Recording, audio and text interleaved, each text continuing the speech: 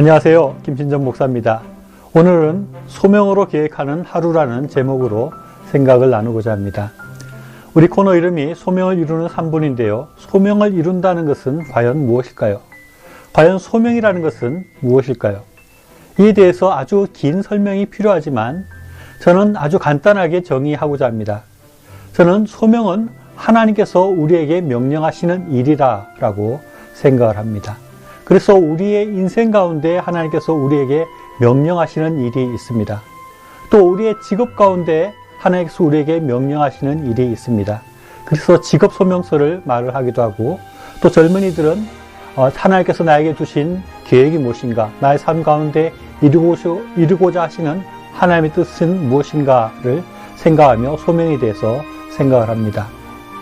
그런데 하나님께서 우리에게 명하시는 일이 소명이라고 한다 할 때 우리의 인생을 두고도 하나님께서 명령하시는 것을 생각할 수 있지만, 우리의 하루의 삶을 통해서 이루시고자 하는 하나님의 뜻, 하나님의 명령이 있다는 것을 우리가 또 생각해 볼 수 있을 것입니다.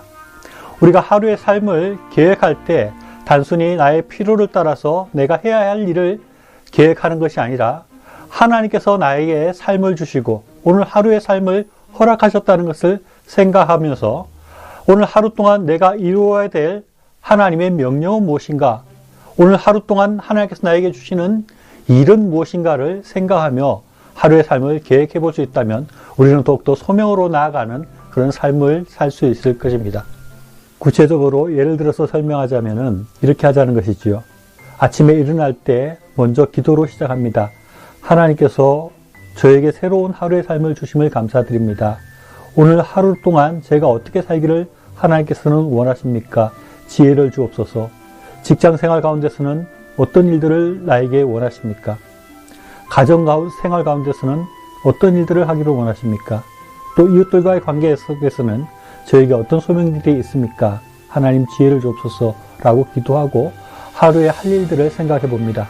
그리고 하루에 할 일들 가운데서 내가 해야 될 일들이 어떤 일들이 있고 그런 일들은 어떻게 하나님의 소명과 연결될 수 있는지를 생각해 보고 해야 되는 모든 일들을 하나님의 관점으로 해석하고 그 가운데서 하나님의 소명을 이루어갈 수 있도록 노력을 하는 것입니다.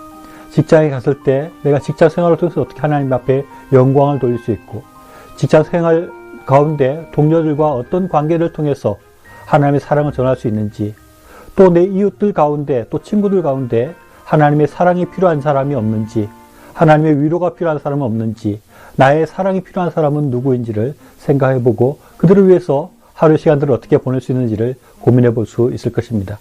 또 가족 간의 관계 가운데서도, 또 아이들을 양육하고 교육하는 것에서도 내가 하루의 시간들을 어떻게 배분하고 사용할 수 있을지를 생각하고 하루의 계획을 세워보는 것입니다.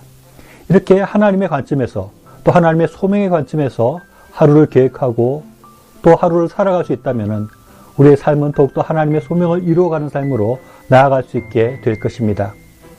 들어주셔서 감사합니다.